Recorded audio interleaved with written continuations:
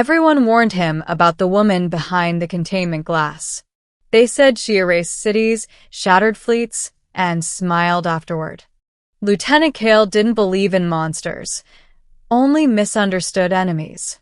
He volunteered to guard her cell during the final planetary evacuation. Inside, she sat calmly, hands folded, eyes glowing like distant stars. Her species called themselves the Volari, ancient, powerful, feared. Kale keyed the intercom, heart pounding despite his steady voice. "Do you understand why you're imprisoned?" he finally asked. She lifted her gaze slowly, as if measuring his entire existence. "Because they are afraid," she replied, voice soft but ancient.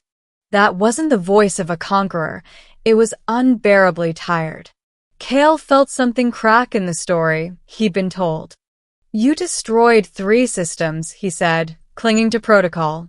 She nodded once, eyes darkening with memory and regret. "I stopped what lived there," she whispered. Alarms blared suddenly. The evacuation countdown had begun. Kale received orders. Leave immediately, seal the chamber forever. He looked back at her, conflict burning behind his eyes. "If I release you, will you destroy us too?"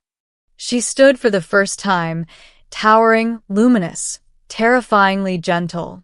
"Your kind survives because you question," she said quietly. Outside, the planet's core destabilized. Time was nearly gone. Kale's finger hovered over the release switch, trembling. "Why didn't you escape before?" he asked desperately. "Because running spreads fear," she answered. The facility shook violently.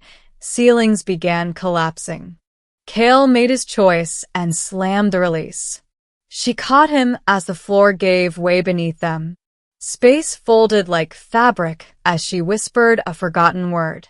They emerged above the planet as it imploded silently. Kale expected death, but felt warmth, safety, and awe. Her power wasn't destruction, it was containment.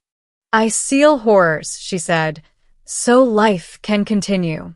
Kale realized the truth. The Volari were cosmic wardens. Humanity had imprisoned its greatest protector. Rescue ships warped in, weapons immediately locking onto her.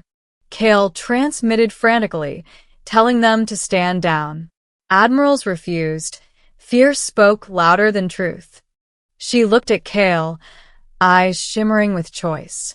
"I can leave or I can stay," she said softly. Kale understood. The real danger wasn't her. It was humanity's fear of what it didn't control. Weapons powered up, seconds from annihilation. She turned back to Kale, voice barely a whisper. "Will you stay with me?" she asked. That was the real question, trust, not survival. Kale reached for her without hesitation. He broadcast one final message. "Stand down." "I'm staying." Humanity watched as their soldier chose the unknown. She smiled, not in triumph, but in relief. Together, they vanished beyond human space. Legends later spoke of a human among the wardens, a bridge between fragile worlds and cosmic guardians. Humanity learned restraint, slowly, painfully, but truly. Because one man chose trust over fear, and one dangerous being chose mercy again. The universe didn't end that day. It endured.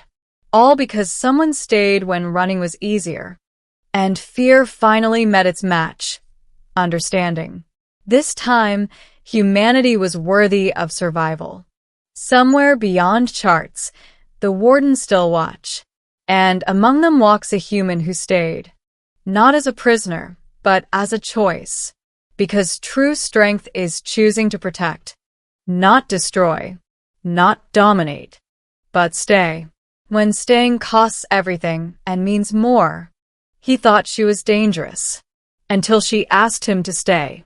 And the universe held its breath in approval. End transmission.